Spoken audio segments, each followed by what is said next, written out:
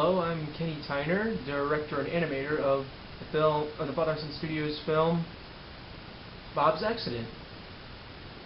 Now, you may be wondering where I got the idea. Well, first of all, it started with the theme of Vacation Bible School, because you see, I make a film for Vacation Bible School for my church, and it all starts with the theme of the whole thing.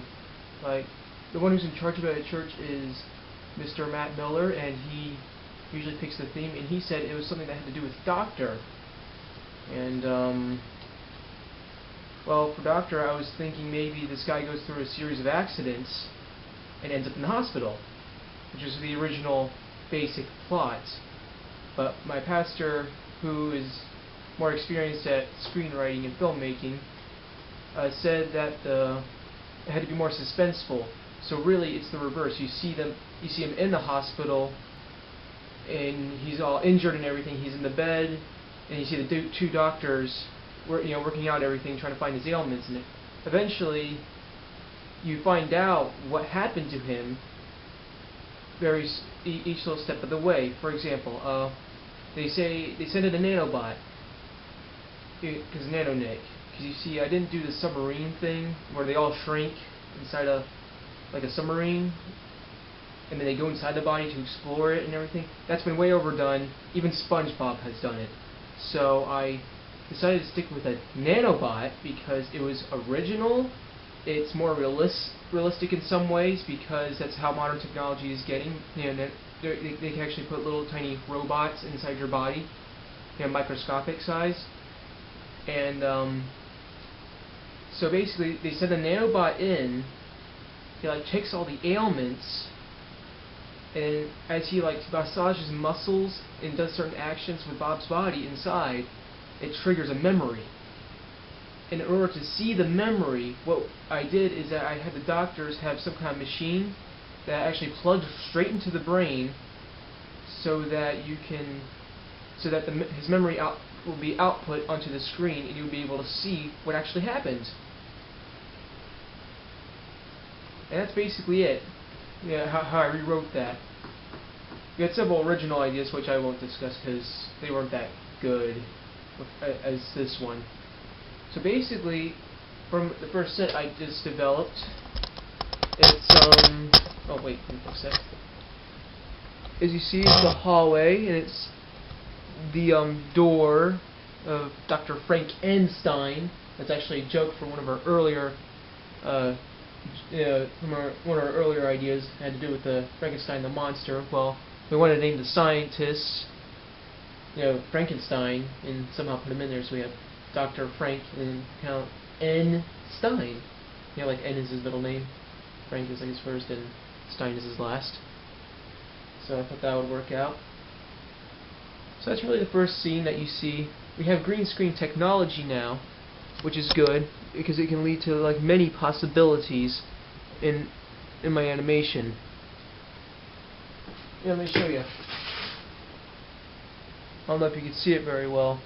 Okay, well, there's a little bit green back there. You see, it's just too much to build an office back there. So on the computer, I'm going to somehow draw an office or something and make it look like he just exited his office.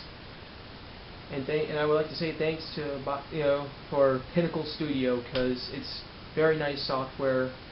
It has green screen effects. It has many possibilities and effects that you can do with with your animation, and even live action. I can experiment with live action a little bit with green screen now. Hello, and here are the first two characters of the film. This one is Dr. Frankenstein. He's the first character you ever run into, and by that, he just walks out the door. Here's the other one, Dr. John. He's kind of like the assistant in a way. He's wearing scrubs, as you can see. He's done by the voice of LaRue Tabler. Oh, and Dr. Frankenstein's done by the voice of Joel Miller. This is Bob himself. As you see, he has a nice shaved head. He's a good character design. Sometimes hair is hard to do to animate. Bob's featured in a couple of my movies. Even last year's Vacation Bible School movie known as Explorer Joe and David and Goliath. He's the guy that pretty much built the time machine. It was fun model making the characters, I'll tell you that much. You know, trying to make them believable. But I use a clay called Easy Shape Modeling Clay. It's very malleable, and it comes in a variety of colors, not just you know, white, white, yellow, red, green, blue. It also comes in like more earthy colors, such as brown, dark blue, and black, and some more white and dark green. So Easy Shape Modeling Clay. I use this for my movies.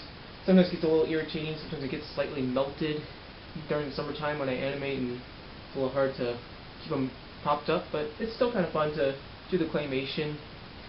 You know, I find stop motion animation really exciting. How you build it up by simple photos, and I'm playing at high speed, and you can do that. You know, making the characters come to life, which I just found amazing when I started watching like Waltz and Gromit and some of the Rudolph specials, and you know, quite a few other videos. And then I also got some of my inspiration and and tips and stuff from other YouTube claymation animators who I have on my YouTube channel, FNS Production. And hope you kind of go there. I always do my best with my animations, and I think Bob's Accident will be one of my greatest films ever done. And hopefully it'll get better and better, because that's what animation and progress and everything is all about. Hello folks, I'm going to show you how to do stop motion animation, or claymation, since I'm using clay in this video. I'll just show you how it works. You basically start and you have everything set up. Everything from the wall, the whole set, the floor, everything. Make sure everything's all set, and you can for the scene. All right. That's basically how you start it out.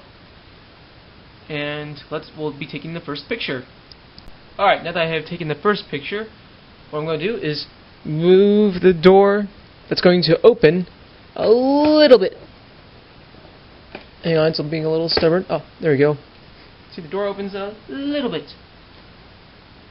And then I'll take the next picture. Hello, and I move the door a little bit more.